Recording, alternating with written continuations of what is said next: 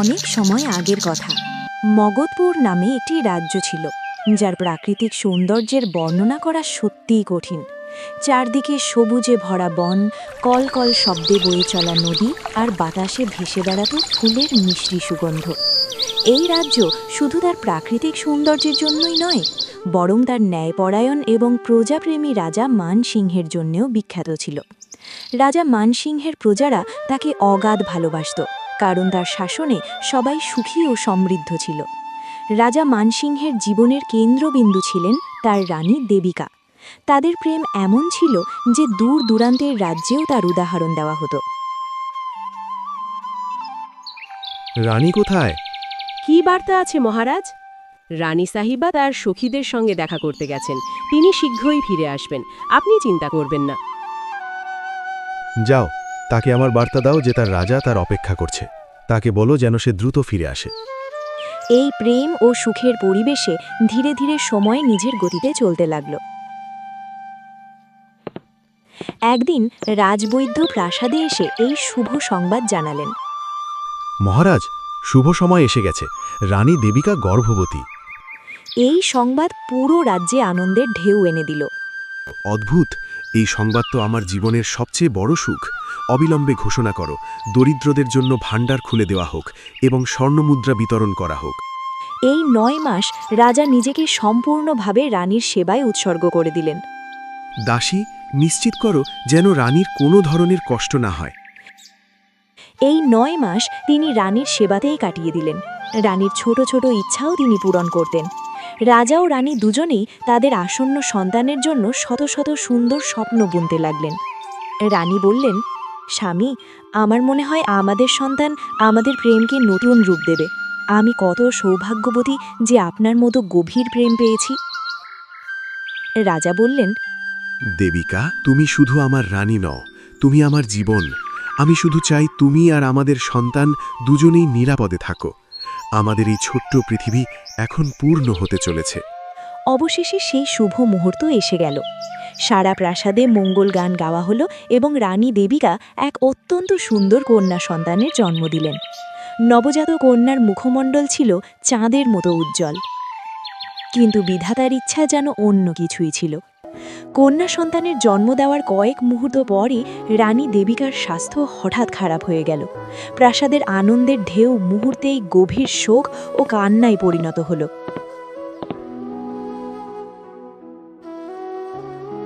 মহারাজ, আমাকে ক্ষমা করুন। আমরা সর্বোচ্চ চেষ্টা করেছি, কিন্তু রানী সাহিবা আর এই পৃথিবীতে নেই। মিথ্যা, এটা মিথ্যা। দেবিকা, আমার দেবিকা আমাকে ছেড়ে যেতে পারে না। তুমি কিভাবে বলতে পারো? সে তো সবই মা হয়েছে। আমার পৃথিবী উজাড় হয়ে গেল। আমি তাকে ছাড়া কিভাবে বাঁচব? রাজা মানসিংহের দুঃখ এত গভীর ছিল যে তিনি নিজের বোধবুদ্ধি ও সংযম হারিয়ে ফেললেন। তার প্রেম ধীরে ধীরে তীব্র শোক ও অপরাধ বোধে পরিণত হল। তার মন এই অসহনীয় যন্ত্রণার কারণ খুঁজতে লাগল, আর তার দৃষ্টি গিয়ে পড়ল সেই নবজাত কন্যার উপর। এর কারণেই আমার দেবিকা আজ আমার থেকে দূরে চলে গেছে। এই নির্দোষ নয়, এই আমার প্রিয়তমার হত্যাকারী। আমার সব সুখ কেড়ে নিয়েছে। আমি এর মুখ দেখতে চাই না। এই নবজাত কন্যা যে এখনও পৃথিবীর আলো ঠিকমতো চোখে দেখতেও পারেনি, রাজা মানসিংহের ক্রোধ ও ঘৃণার কেন্দ্র হয়ে উঠল। প্রাসাদ এখন তার কাছে এক শূন্য কারাগারের মতো মনে হতে লাগল।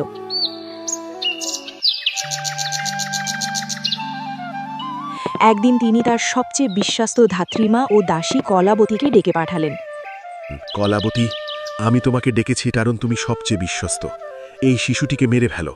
আমি এই অশুভের মুখ দেখতে চাই না। এর কারণেই আমার রানী আমার থেকে দূরে চলে গেছে। এক মুহূর্তেও যেন এটি আমার চোখের সামনে না থাকে। একে আমার রাজ্য থেকে, আমার প্রাসাদ থেকে, আমার জীবন থেকে সরিয়ে দাও। রাজা মানসিংহের এই কঠোর কথা শুনে দাসী কলাবতীর হৃদয় করুণায় ভরে গেল। সেই নবজাত কন্যা ছিল ফুলের থেকেও কোমল। কলাবতী কাঁপা কণ্ঠে বলল, মহারাজ, হে রাজন, শান্ত হন। আপনি এত বড় অধর্ম করবেন না। এই শিশুটি নির্দোষ, এর কি দোষ? আপনি গভীর শোকে আছেন, তাই আপনি সঠিক ভুলের বিচার করতে পারছেন না। ভাবুন, এই শিশুটি আপনাকে মায়ের মৃত্যুর দুঃখ দিতে আসেনি, বরং আপনার বংশকে এগিয়ে নিয়ে যেতে এসেছে। আপনি যদি একে হত্যা করেন তাহলে আপনার মাথায় এক নিরপরাধ শিশু হত্যার পাপ লাগবে। তখন আপনার আত্মা কখনো শান্তি পাবে না। রানী দেবিকার আত্মাও এটা দেখে কখনো খুশি হবে না। মহারাজ, আমি এই শিশুটিকে হত্যা করতে পারবো না। আমাকে অনুমতি দিন। আমি এই রাজকন্যাকে লালন পালন করব। সেই প্রাসাদেই থাকবে, কিন্তু আমি তাকে আপনার চোখের আড়ালে রাখব। আপনি এই শিশুটির জীবনের ওপর এত বড় অন্যায় করবেন না। কলাবতীর এই হৃদয়স্পর্শী কথা ও যুক্তি শুনে রাজা মানসিংহের ক্রোধ কিছুটা শান্ত হল। তিনি অনিচ্ছায় মাথা নাড়লেন। ঠিক আছে কলাবতী, আমি তোমার বিশ্বস্ততার সম্মান করি। তুমি তাকে লালন পালন করো, কিন্তু তাকে আমার চোখের সামনে আনবে না। আর আজ থেকে তার নাম হবে অভাগিনী। সে এই প্রাসাদের জন্য এবং আমার জীবনের জন্য শুধু দুঃখ ও অশুভ নিয়ে এসেছে। রাজা দ্বারা ত্যাগ করা হলেও দাসী কলাবতীর স্নেহে রাজকুমারী অভাগিনীর লালন পালন শুরু হলো। কলাবতী তাকে নিজের মেয়ের মতো করে বড় করলেন। অভাগিনী প্রাসাদেই থাকত, কিন্তু তাকে কোনো রাজকুমারীর মতো সুখ, সুবিধা বা সম্মান দেওয়া হতো না। রাজা মানসিংহ তাকে সম্পূর্ণভাবে ভুলে গিয়েছিলেন। প্রাসাদে তার জীবন ছিল এক দাসীর মেয়ের মতো। ছোটবেলা থেকেই তাকে কঠোর পরিশ্রম করতে শেখানো হয়েছিল। সে দিনভর প্রাসাদের ছোটমোটো কাজ করত।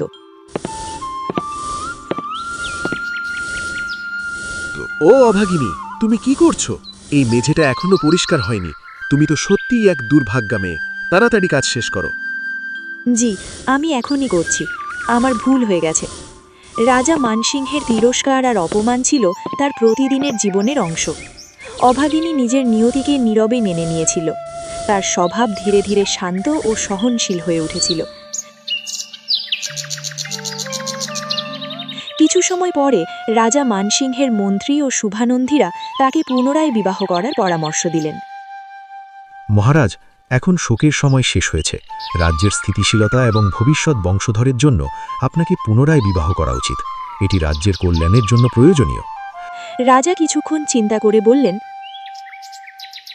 আমি বুঝতে পারছি। ঠিক আছে, তোমরা একটি উপযুক্ত কন্যার সন্ধান করো।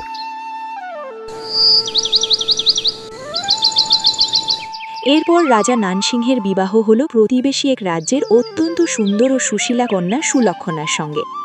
রানী সুলক্ষণা প্রাসাদে এলেন এবং রাজা ধীরে ধীরে তাকে ভালোবাসতে শুরু করলেন। এর ফলে তিনি রানী দেবিকার স্মৃতি থেকে কিছুটা বেরিয়ে আসতে পারলেন। রানী সুলক্ষণা বললেন, স্বামী, আমি আপনার দুঃখ বুঝতে পারি, কিন্তু এখন আপনাকে আবার নতুন করে জীবনকে আনন্দে ভরপুর করতে হবে। আমি আপনার সুখ দুঃখ সব কিছুতে আপনার সঙ্গে আছি। রাজা বললেন, রানী সুলক্ষণা, তুমি আমার জীবনে নতুন আশা নিয়ে এসেছ। তোমার আগমনে প্রাসাদে আবার আনন্দ ফিরে এসেছে। সময় নিজের গতিতে চলতে লাগল। কিছুদিন পরে রানী সুলক্ষণা একটি কন্যা সন্তানের জন্ম দিলেন। এবার রাজার মানসিংহের আনন্দের সীমা রইল না, কারণ এবার সন্তানের জন্মের পর তার মা সম্পূর্ণ সুস্থ ছিল। রাজা বললেন, এটি সত্যিই আমার জন্য সৌভাগ্য নিয়ে এসেছে। এইবার কোনো অশুভ ঘটেনি। আমার এই প্রিয় কন্যার নাম আজ থেকে সৌভাগ্য হবে। সারা রাজ্যে উৎসবের ঘোষণা করা হলো। এখন প্রাসাদে রাজা মানসিংহের দুই কন্যা বড় হতে লাগল, কিন্তু তাদের জীবনের মধ্যে ছিল আকাশ পাতাল পার্থক্য। সৌভাগ্য ছিল রাজা মানসিংহের প্রিয় কন্যা। সে রাজকীয় আদর যত্নে বড় হতে লাগল। তার জন্য ছিল সুন্দর পোশাক, দামি অলংকার এবং শিক্ষার জন্য যোগ্য গুরু। অন্যদিকে অভাগিনী থাকত পুরনো ও সাধারণ দাসীর পোশাকে। তার জীবন ছিল একেবারে দাসীর মতো। একদিন সৌভাগ্য গর্ব করে বলল, দেখো, পিতাজি আমার জন্যই সোনার হার পাঠিয়েছেন, কত সুন্দর।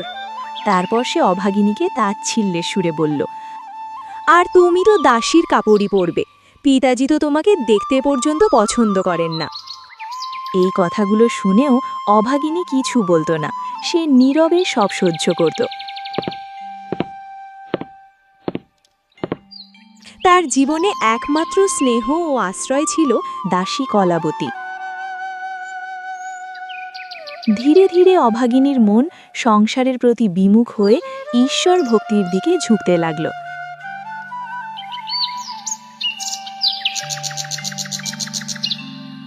একদিন সে প্রাসাদের পেছনের বাগান পরিষ্কার করছিল। হঠাৎ সে দেখল প্রাসাদের সীমানার বাইরে এক শান্ত পবিত্র স্থানে কয়েকজন সাধু মহাত্মা জড়ো হয়েছেন।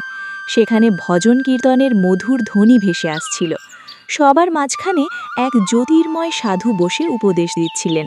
তিনি আর কেউ নন, মহান সাধু সন্ত কবির সাহেব।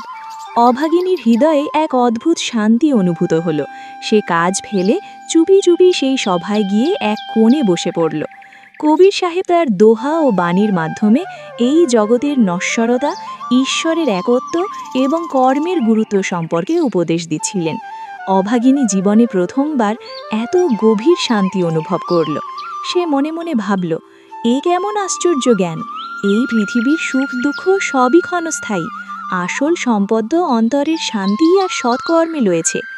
এরপর থেকে প্রতিদিন সুযোগ পেলে সে ওই মঠে যেত এবং কবির সাহেবের ভজন ও উপদেশ শুনত। এই শিক্ষাগুলো ধীরে ধীরে তার হৃদয়কে জ্ঞানী, শান্ত এবং স্থির করে তুলল।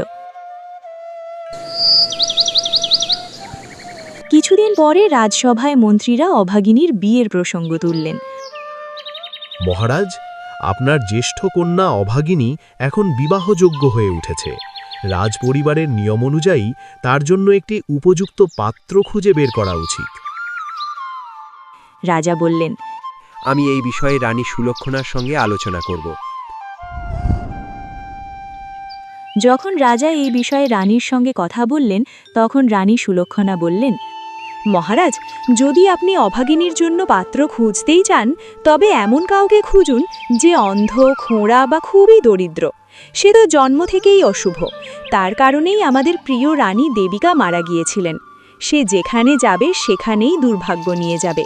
তাকে কোনো ভালো ঘরে পাঠানোর প্রয়োজন নেই, বরং আগে থেকেই তার বিয়ে এমন কারোর সঙ্গে করে দিন যে অন্ধ, ল্যাংড়া বা খুব দরিদ্র। রাজা কিছুক্ষণ ভেবে বললেন, হ্যাঁ, তুমি ঠিক বলছো। যদি অভাগিনী কোনো ধনী বা রাজপুত্রকে বিয়ে করে, তবে সেই রাজ্যেও দুর্ভাগ্য নেমে আসবে। যাও, তার জন্য কোনো অত্যন্ত দরিদ্র এবং সম্ভব হলে শারীরিকভাবে অক্ষম ছেলেকে খুঁজে আনো। রাজপণ্ডিত এই সিদ্ধান্তে বিস্মিত এবং দুঃখিত হলেন, কিন্তু রাজাজ্ঞা অমান্য করতে পারলেন না। তিনি পাত্র খুঁজতে বের হলেন। একদিন তিনি একটি ছোট শহরের বাইরে এক ভিখারিনীকে দেখলেন। তার একটি ছেলে ছিল যার নাম দয়ালু। সে জন্ম থেকেই অন্ধ ছিল। মা ছেলে দুজনেই ভিক্ষা করে জীবিকা নির্বাহ করত। পণ্ডিতের মনে হলো, রাজা যেমন চান ঠিক তেমনই একটি পাত্র পাওয়া গেছে। তিনি ভিখারিনীকে বললেন, মা, তুমি কি তোমার ছেলের বিয়ে দিতে চাও? আমি একটি ভালো সম্পর্ক নিয়ে এসেছি। ভিখারিনী অবাক হয়ে বলল, পণ্ডিতজি, আপনি কেমন কথা বলছেন? আমার ছেলে তো অন্ধ, তাকে কে নিজের মেয়ে দেবে? আমরা তো নিজেরাই কষ্টে দিন কাটাই। পণ্ডিত বললেন, শোনো, তোমার ছেলের জন্য কোনো সাধারণ সম্পর্ক নয়। রাজা মান সিংহের মেয়ের সঙ্গে তার বিয়ের প্রস্তাব এসেছে। ভিখারিনী অবাক হয়ে গেল। রাজা মানসিংহের মেয়ে? পণ্ডিত বললেন, হ্যাঁ, যদি এই বিয়ে হয় তবে তোমাদের ভাগ্য বদলে যাবে। ভিখারিনী সঙ্গে সঙ্গে রাজি হয়ে গেল। রাজা মানসিংহ কোনো ধুমধাম বা রাজকীয় আচার ছাড়াই তার জ্যেষ্ঠ কন্যা অভাগিনীর বিয়ে সেই অন্ধ ও দরিদ্র ছেলে দয়ালুর সঙ্গে দিয়ে দিলেন। রাজা তাকে দেহেজ হিসাবে একটি মুদ্রাও দিলেন না, কোনো অলংকার বা পোশাকও দিলেন না। এই বিয়ে রাজার কাছে কেবল অভাগিনী থেকে মুক্তি পাওয়ার একটি উপায় ছিল। এর কিছুদিন পরে রাজা তার ছোট মেয়ে সৌভাগ্যের বিয়ে এক ধনী, সুদর্শন ও প্রতাপশালী রাজপুত্রের সঙ্গে অত্যন্ত ধুমধামে দিলেন এবং তাকে লাখ লাখ টাকার দেহেজও দিলেন। এরপর দুই বোনই নিজ নিজ শ্বশুরবাড়ি চলে গেল, কিন্তু তাদের ভাগ্যের রেখা ছিল একেবারে বিপরীত। যখন অভাগিনী তার শ্বশুরবাড়ি পৌঁছল, তখন সে দেখল একটি ছোট শহরের ভাঙাচোরা কুঁড়ে ঘর। চারিদিকে ছিল দারিদ্র্য। ঘরে পর্যাপ্ত খাবার ছিল না, থাকারও কোনো ভালো ব্যবস্থা ছিল না। তার স্বামী ও শাশুড়ি ভিক্ষা করে জীবনযাপন করত। অভাগিনী নিজের মনকে শান্ত রাখল এবং এই নতুন পরিস্থিতিকেও নিজের কর্মফল হিসাবে মেনে নিল। সে বলল, মা, ঘরে তো খাওয়ার কিছু নেই। আমার মা কলাবতী আমাকে বিদায়ের সময় কিছু শুকনো চাল দিয়েছিলেন, আমি সেগুলো রান্না করে দিচ্ছি। শাশুড়ি বললেন, ঠিক আছে মেয়ে, এখন যা আছে তাই দিয়ে কাজ চালাতে হবে। অভাগিনী সেই সামান্য চাল রান্না করল। সে তার শাশুড়ি ও স্বামীকে পেট ভরে খাওয়ালো, কিন্তু নিজের জন্য কিছুই রাখল না। সে নিজে না খেয়েই সেদিন রাতে ঘুমিয়ে পড়ল। তার শান্ত হৃদয় ও নিঃস্বার্থ ভালোবাসা তার অন্তরের জ্ঞানের প্রমাণ ছিল।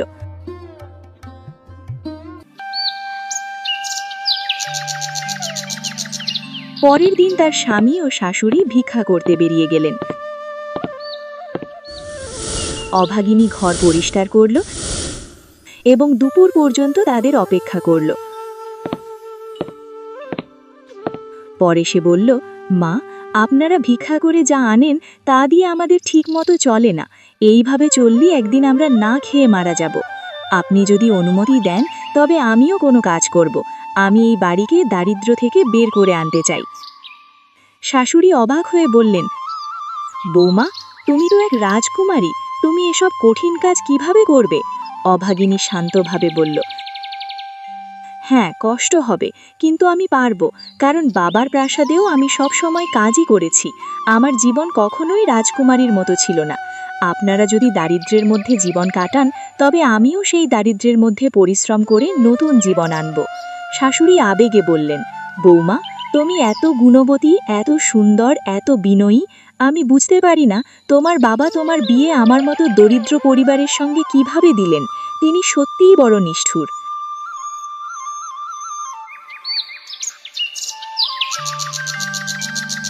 পরের দিন অভাগিনী তার হাতে থাকা সামান্য টাকা দিয়ে বাজার থেকে একটি ঝুড়ি ভর্তি কাকড়ি কিনল এবং বিক্রি করতে বের হলো। সে খুব সুন্দরভাবে কাকড়িগুলো সাজিয়ে এমন একটি শান্ত জায়গায় বসে পড়ল যেটা ঠিক কবির মঠের সামনে ছিল। তার মিষ্টি কথা ও শান্ত স্বভাবের কারণে ধীরে ধীরে সব কাকড়ি বিক্রি হয়ে গেল। শুধু দুটি কাকড়ি বাকি রইল। ঠিক তখনই সেই মঠে বসে থাকা সন্ত কবির সাহেব তার এই নিষ্ঠাবান শিষ্যার পরীক্ষা নেওয়ার ইচ্ছা করলেন। তিনি জানতে চাইলেন কঠিন পরিস্থিতিতেও অভাগিনীর হৃদয় কতটা নিঃস্বার্থ। তিনি একজন সাধারণ সাধুর বেশে এসে তার সামনে এসে বললেন, কন্যা, আমি খুব ক্ষুধার্ত। আমার যাত্রা খুব দীর্ঘ ছিল। তুমি কি এই বাকি দুটি কাকড়ি আমাকে দিতে পারবে? কিন্তু আমার কাছে তোমাকে দেওয়ার মতো টাকা নেই।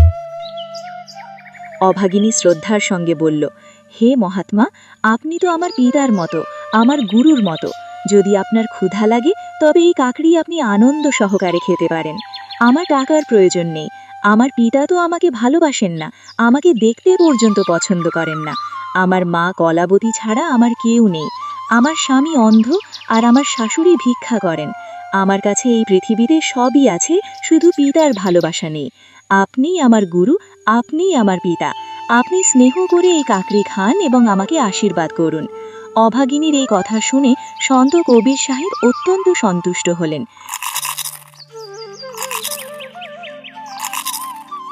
কাকড়ি খাওয়ার পর তিনি নিজের প্রকৃত রূপে প্রকাশ পেয়ে বললেন, কন্যা, তুমি তোমার স্বামী ও শাশুড়িকে আমার কাছে নিয়ে এসো। তাদের দীক্ষা দাও এবং ঈশ্বরের ভক্তি করো। এই জগতের ভৌতিক সুখে কিছুই নেই।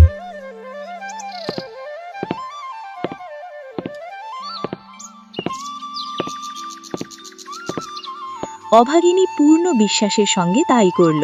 সে তার স্বামী ও শাশুড়িকে কবির সাহেবের কাছে নিয়ে গেল এবং তিনজনেই তার কাছ থেকে দীক্ষা নিল। এরপর তারা ভক্তি ও সেবার জীবন শুরু করল। কিছুদিন পরে সন্ত কবির সাহেবের এক আশ্চর্য অলৌকিক ঘটনা ঘটল।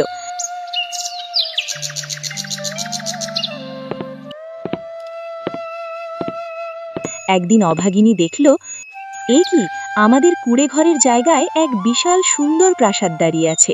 এটি তো যেন স্বর্গের মতো।